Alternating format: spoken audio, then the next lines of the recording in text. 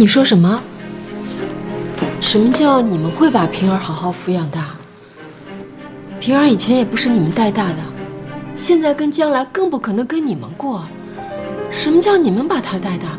那是我的儿子，我生的，没有人可以带走他呀！子君，坐下，别激动。来，你听我说呀，我们这么做也是为了你好。你想想看，不管是从经济方面，还是从你的生活方面来说，以后啊，你带着平儿都会很苦的。俊生他不管以后跟谁在一起，我们都会把孙子留在自己的身边。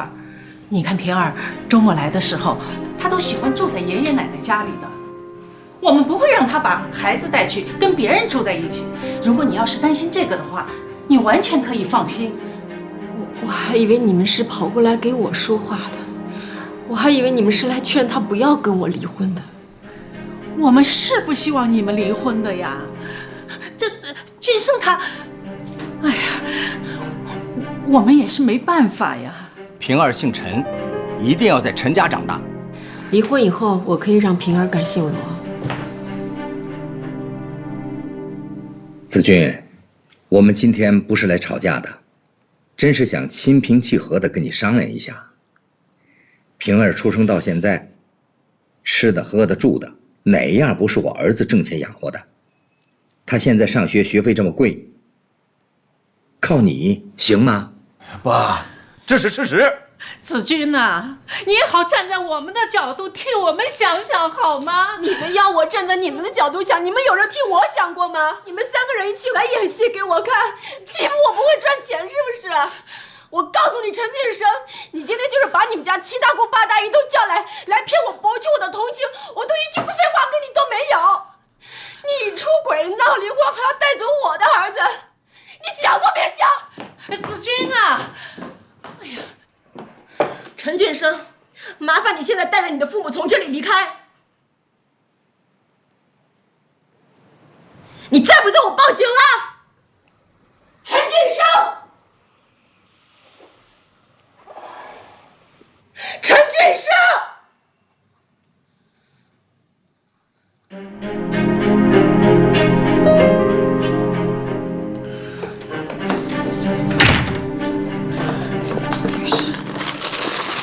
律师呢？是个名片，我怎么没拿？什么都是假的，什么都是骗人的。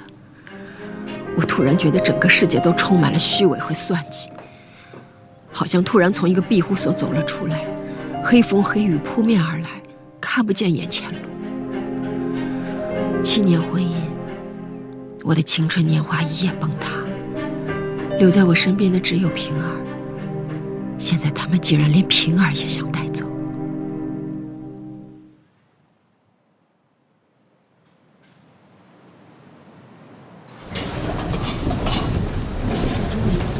好，这个就放到那个右边拐角啊。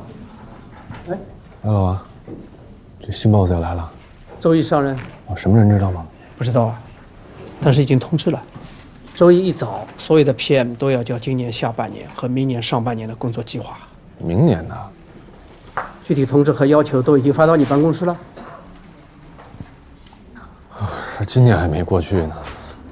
不仅如此，还要交现在跟进的所有项目的进度报告，以及团队里每个人的工作能力评估。都周一交。所有的 PM 都已经发疯了。哎，老王，啊，那个，你跟00约谈的怎么样？正在调查中。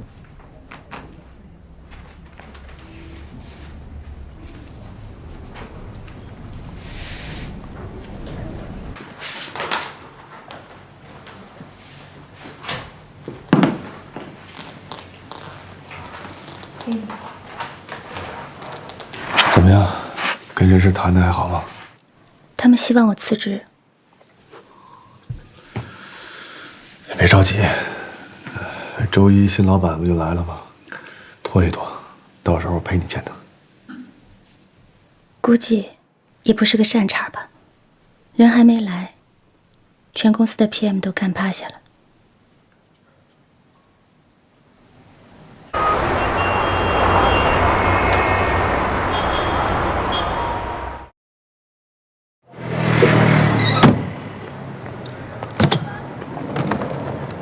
哦呦，今儿可是周末呀，这出差回来不回家还来加班呀，这么拼？彼此彼此。哎，我听说楼下陈鑫要有新官上任了，不会是你吧？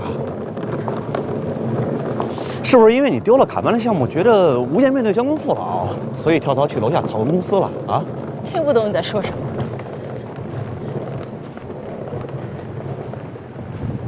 其实你也知道，这个女人嘛，将来不就是结婚生孩子？这孩子大了，你还得抱孙子，这一辈子够你忙的了。说你何必去这个 BNT 跟那男人抢饭碗？哎，关键是你抢也抢不过，对吧？所以你还不如去陈鑫混混日子，等着退休得了。陈鑫小归小，但势头很猛。我要提醒你，未来他会是 BNT 的头号对手。哦呦，这么说你是承认自己要入主陈鑫了？我看你是不得不承认吧？啊，你在 BNT 跟我死还是扛不过去的。哎，不好意思，不是这个，你听我说啊。哎呦，我跟你说啊，这不服是不行的，是吧？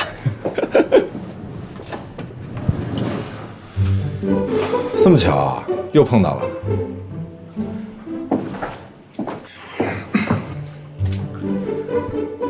罗先生，你与其关心唐晶是不是去了陈星，不如关心关心自己的团队，看看你团队里剩下的那3个顾问是不是去了陈星。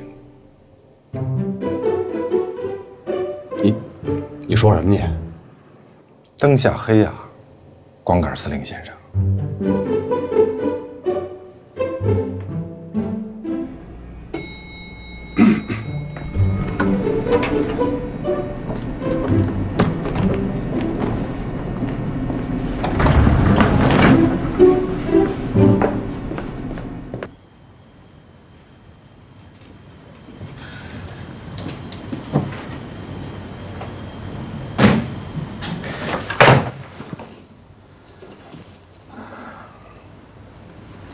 还耽误的事儿，我向你道歉。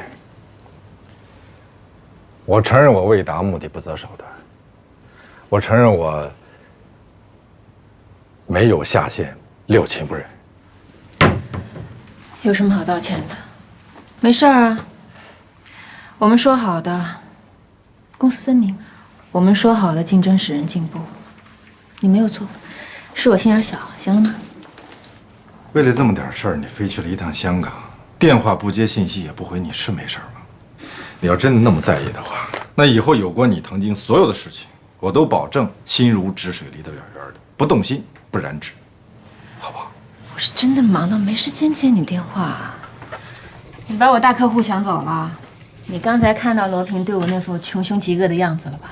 他凭什么在我这儿这么耀武扬威的？就是因为板上钉钉的单子在我手上飞走了。有了把柄，他就可以挤走我了。这一切都是拜你所赐。可是他现在手上丢了最重要的3个顾问，他比你更加危机重重。那是巧合，要是他没丢呢？谁告诉你这是巧合呀？你什么意思啊？难道是你做的手脚？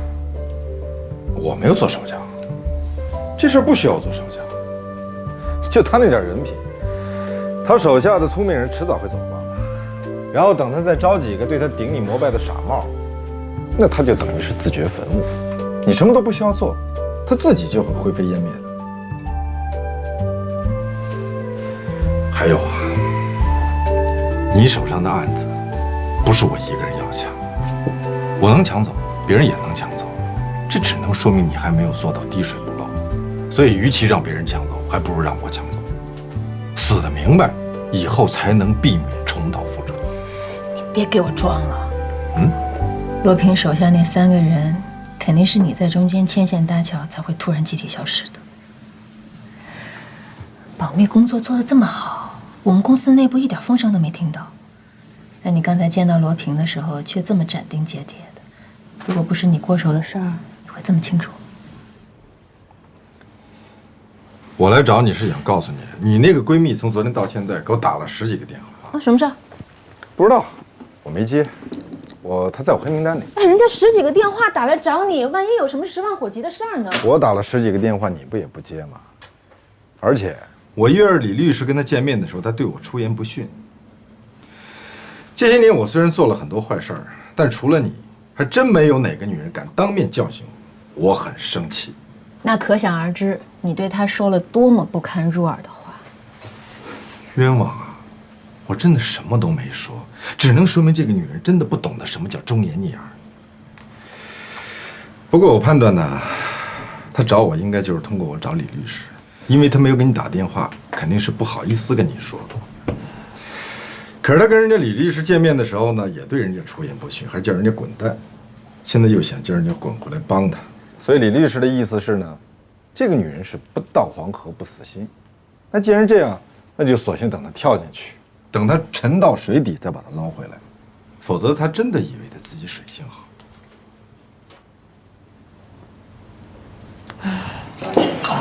来吃块肉，这个瘦。子权啊，你把他弄来干啥？家里没做饭呀，就一起过来吃好了。君君啊，这个妈妈呢还得跟你讲，是吧？当初呢，我是劝你能跟陈俊生不离婚就坚决不要离婚，但是现在不得不离了，那妈妈还得劝你，要是离就得赶紧离，离了以后擦亮眼再找一个更好的。哎，你这一辈子啊，就是靠男人能过上好日子的命。哼哼什么呀你？你吃饭还堵不住你鼻孔？本来就是嘛，女人靠男人天经地义，男人靠女人颜面扫地，你晓得吧？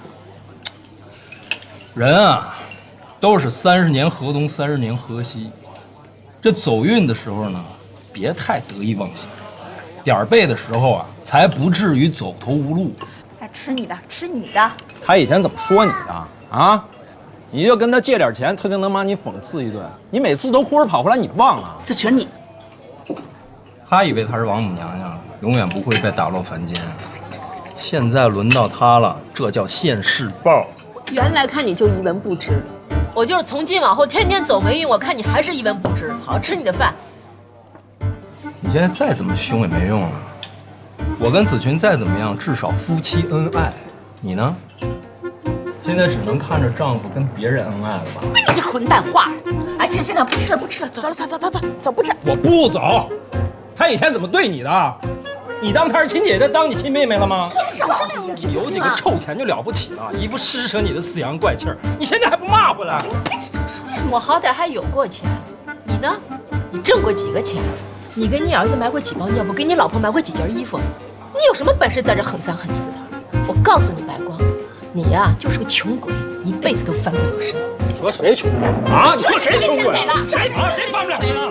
你别让臭鬼啊！你做生意，你说生意有本事，你花男人钱，你当然不知道。别说了呀，我一辈子翻不了身，都是你们这臭鬼给我种，我能好吗？有完没完？能不能好好吃饭？能不能？为什么人家家里都和和睦睦的，我们家天天除了吵就是打？受够！君君啊，你把他弄来干什么呀？这你少说两句不就好了吗？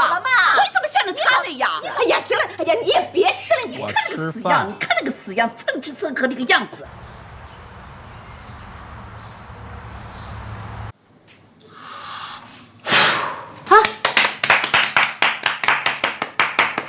吃完了，我回房间了。蛋糕不吃啦？等他走了再吃。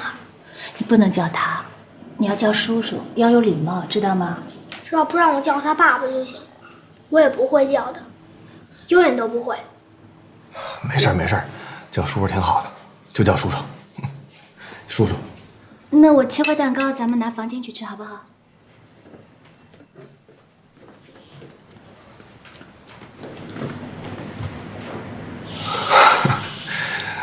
没事儿，这遇到这种事儿，大人都难过这坎儿，别说孩子了。赶紧看看孩子，我就走了。那我进去了啊。没事儿，真没事儿。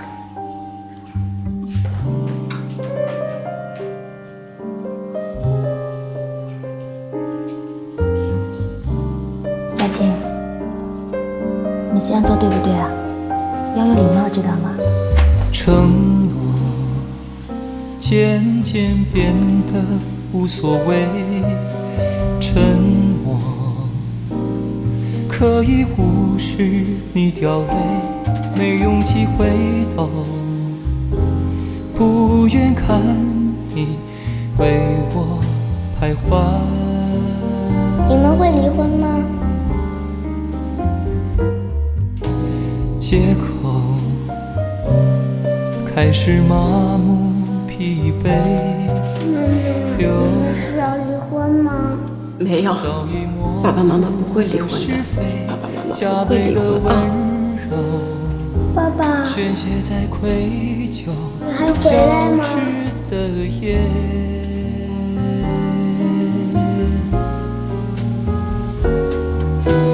完美的陷阱，维持水晶球里世界的平静，多么的不切实际，多么小心翼翼。我帮子君约了李律师，后天见，他保证肯定听话。你想想看，陈俊生比罗子君还憔悴，每天上班那么多的事情，两头的女人孩子还要顾及到，也够可怜的。活该！最好他们新老板看他不顺眼，炒他鱿鱼，我看里面还要不要的。你不跟我吃饭啦？约了别人？晚上回去还要做做功课，休假结束了，明天一早上班。你明天上班了？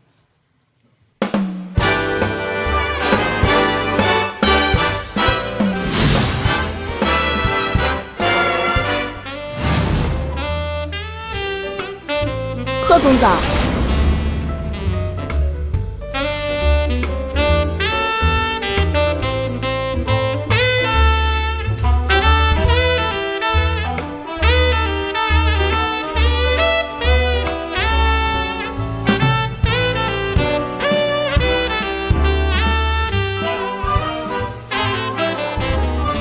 大家下午好，我就是大家猜了1个礼拜的陈星新加盟的合伙人。从今天开始，所有的 AP 项目都会由我来负责。你们当中有一些人跟我已经认识了，那么接下来呢，我就来介绍一下这4位。这位是我的秘书，这3位呢，是我刚刚从 BNT 挖过来的高级顾问，原来在罗平手下用的。让我们大家一起欢迎他。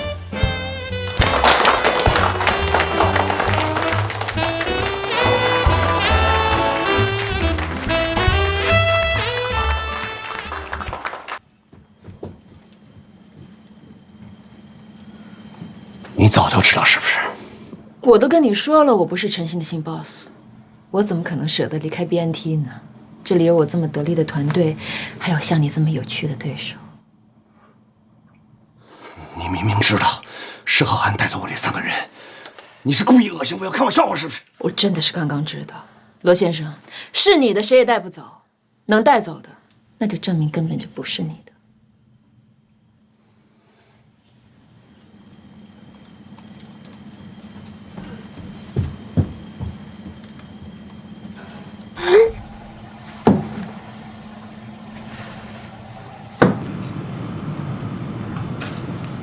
贺总好，贺总好，贺总好，贺总好。大家不用紧张，我就是来熟悉一下环境。坐。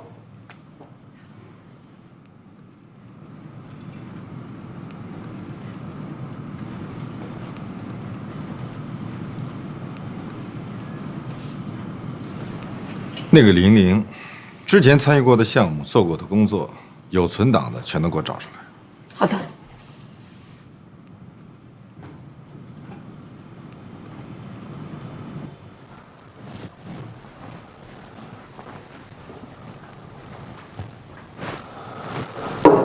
请进。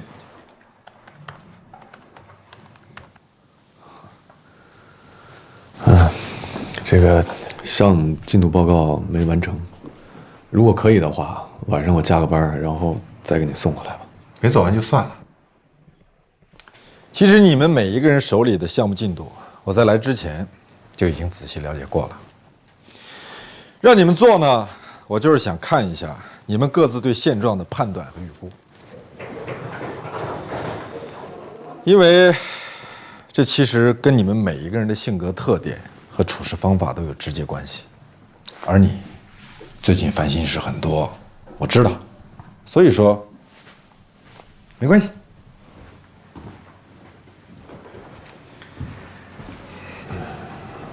我怎么也没想到，新老板会是你。圈子这么小，不都是挖来挖去的？但毕竟陈星跟 BNT 比是家小公司。我不管什么大公司、小公司，给我钱多的就是好公司。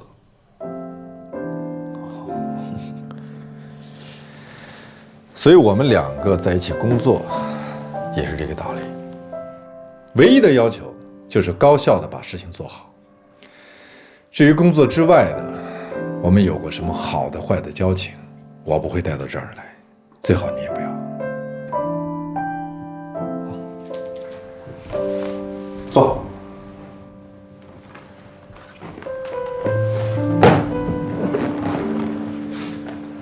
我认为，人与人之间，在同一时间、同一事情上，只能保留一种关系，否则就会感情用事。比如说，我是医生，但同时也是你的朋友，那么你来找我看病，这个时间段以内，我们就只能是医生和病人的关系，懂了吗？怪不得听说你对唐晶都不留情面。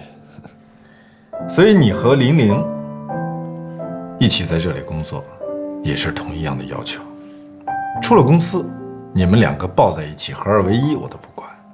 但是在公司里面，你是项目经理，他是信息调查员，除此以外，不可以有别的关系，否则他就必须要走。那这么说，你不会强行让玲玲辞职？又来了。抱歉，我不问了，我不该问。这就对了。我再多说一句，如果来工作呢，那么就全情投入；如果要是想休假呢，就立即休假。我没问题。那我出去了。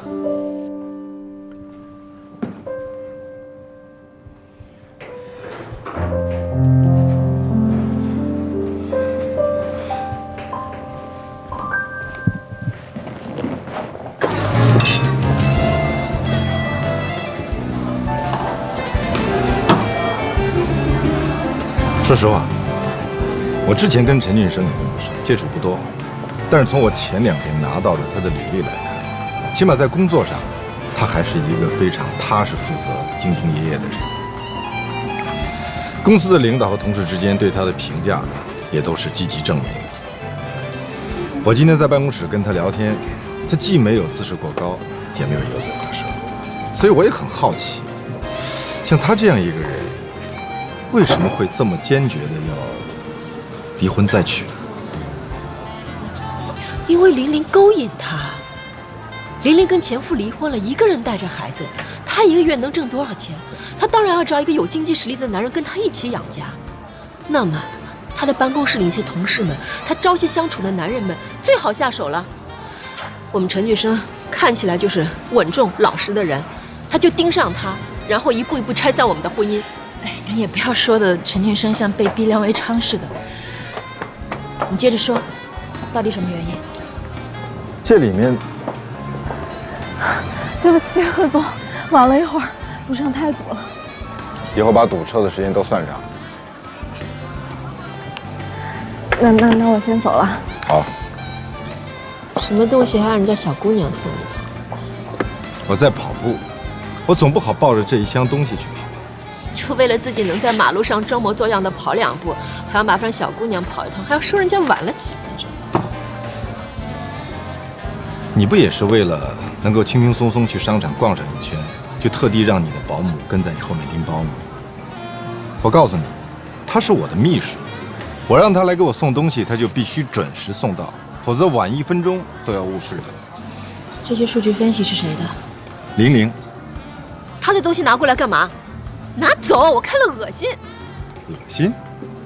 那你就去吐一下，吐完了之后回来再学习。学习？学什么？学他数据分析，还是学他抢男人的本事？哎，你是有多看我不顺眼，要拿这些东西来恶心我？你什么意思啊你？要学你们自己学，我走了。哎，你先别走。哎呀，你有什么话直说，别兜圈子了。他让人抱来这么大一摞东西，肯定有他原因的，你先听一听。有原因？你是太相信他了，他做什么事情都有原因的。他骗你有原因，他瞒你有原因，他睡别的女人也有原因啊。喂，罗子君，你有没有搞错？我在帮你。你有没有想过，他既然没有你长得好看，他既然又离了婚又有孩子，那么陈俊生为什么还要发了疯似的跟他在一起？你看清楚，这些就是他给陈俊生下的药。这个女人本来已经打算离职了，可即便如此，她还是在离职前一丝不苟地做好了这些交接工作。给他看看。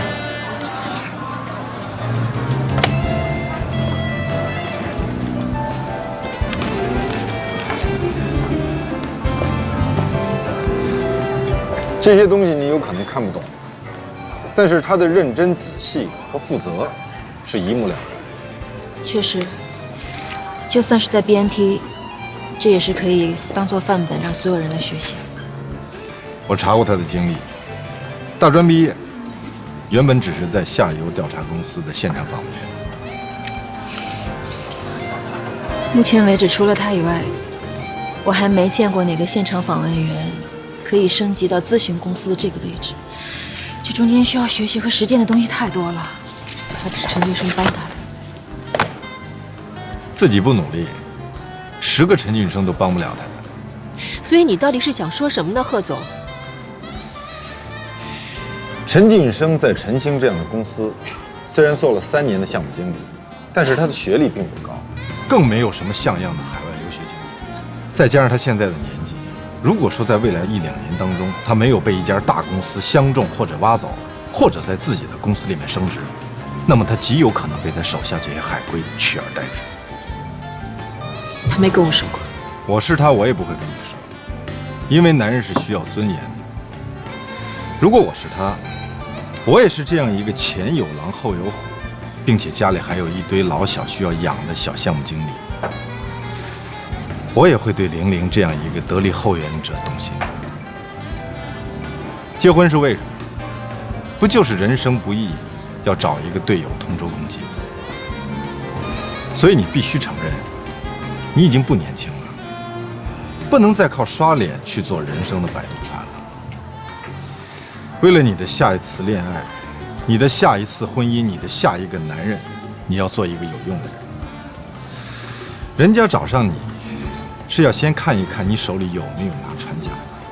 我是不年轻了，我30多岁快40了，我不是20多岁的小姑娘，所以我不会有下一次恋爱、下一次婚姻，也不会爱上别的男人，所以我做不到，也做不了你们嘴中说的有用的人。你们继续庆祝你们的新官上任，我走。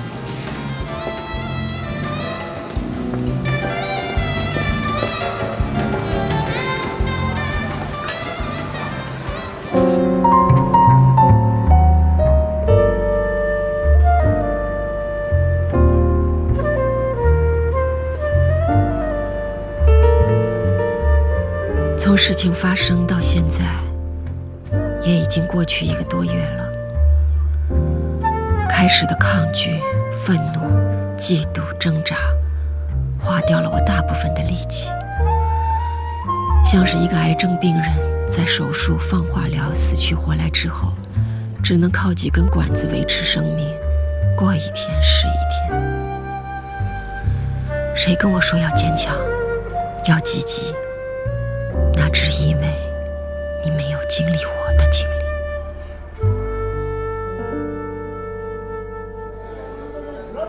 律师先生，我觉得你搞错了，要离婚并且去谈婚论嫁的是我先生陈俊生，不是我。目前我没有看到有什么长远的幸福，所以我也忍不了这一世之痛。那你就是打算一个人带着孩子生活？这么多年过来了，陈俊生加班的加班，出差的出差，有了点时间还要搞婚外恋，这跟我一个人带孩子有什么区别？我可以告诉你，不仅有区别，而且区别还很大。平日里韩剧里的那些单亲妈妈都是假象，事实是，你将和孩子贫穷无助地度过以后的生活。等将来孩子长大了懂事了，会责怪你是一个无能的母亲，和你矛盾重重的。陈俊生必须要负担我跟儿子的生活，是负担你们必须的生活，这个标准是很弹性的。但即使再好，比起平儿现在的生活来说，那也是差得很远的。对，陈俊生他是有点钱，但赚的也都是辛苦钱啊。每个月挣多少钱你也是知道的吧？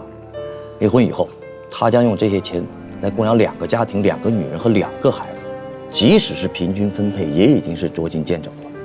更何况，你会认为他给那边多一点？再何况，所有这些都是要建立在陈俊生身体健康、工作稳定的情况下。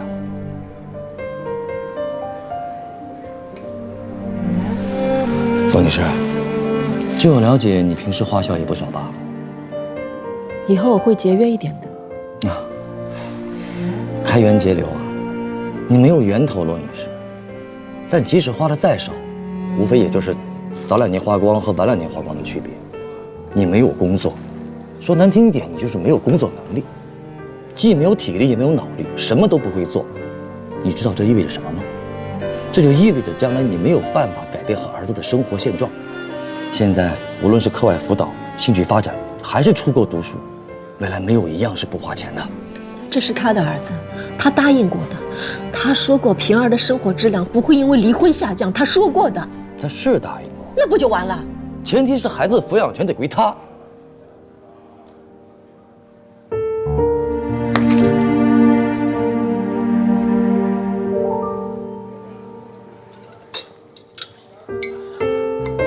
王女士，他现在没有必要接你的电话，在这个问题上他不方便跟你谈，所以才让我来跟你谈。也就是说，很有可能因为你的自私和占有欲，会让儿子失去将来接受良好教育的机会。未来年轻人的竞争是日趋激烈，你觉得你能给孩子什么？无论是外部的条件保障，还是内部的精神支持，你都不如他的父亲。哦，对了，现在很多父母孩子小学、初中的时候都已经送到国外读书，你就当送孩子出去读书好了。董女士，如果你真要觉得自己一无是处、未来堪忧了，也不希望孩子受到你的影响吧。你现在一时的咬牙牺牲，为孩子铺设的是将来的坦途。等多年以后，孩子知道你现在做出的选择，至少你还是一个伟大的母亲啊。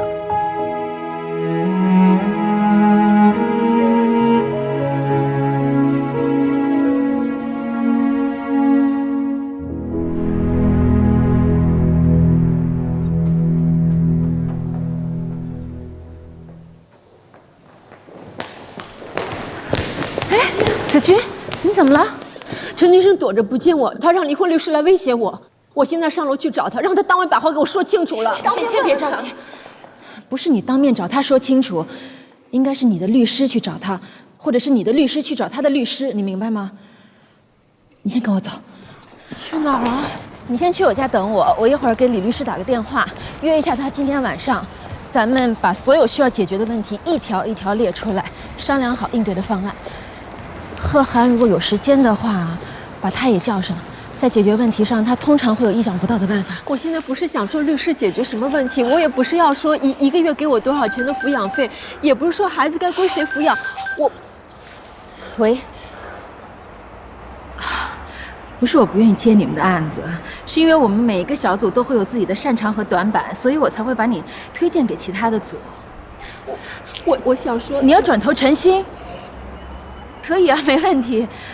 但是我要告诉您，贺涵的主要精力都会花在那些大客户身上，你一定要想明白了。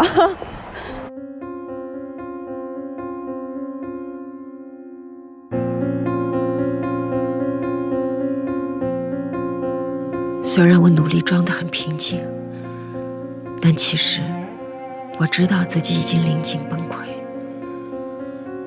我觉得自己是一个多余的人，对爱人来说，对孩子来说，甚至对朋友来说，不仅是多余，而且是累赘。我想我最好是能睡一会儿。我想我睡醒了，状态会好一点，去接平儿放学。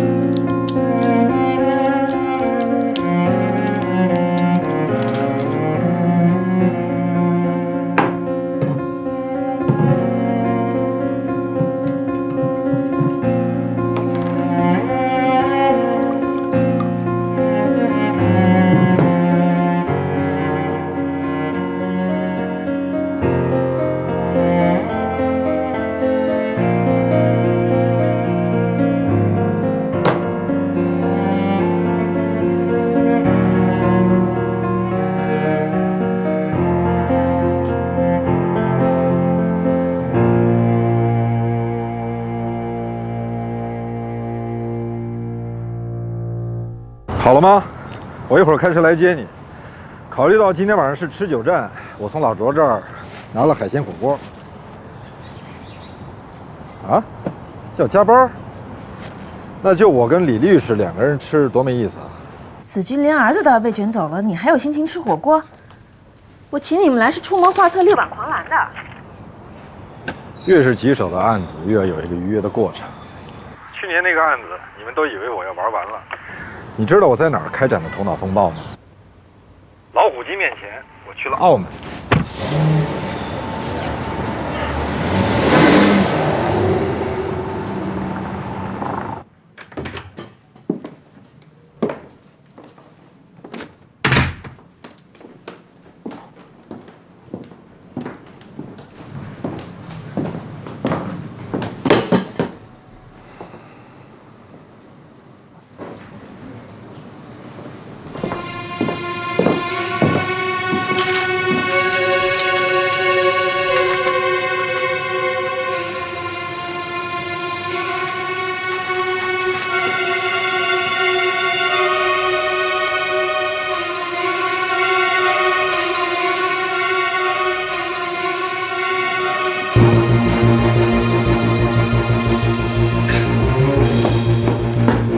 喂，罗子君吃了不少你的安眠药，现在根本叫都叫不醒。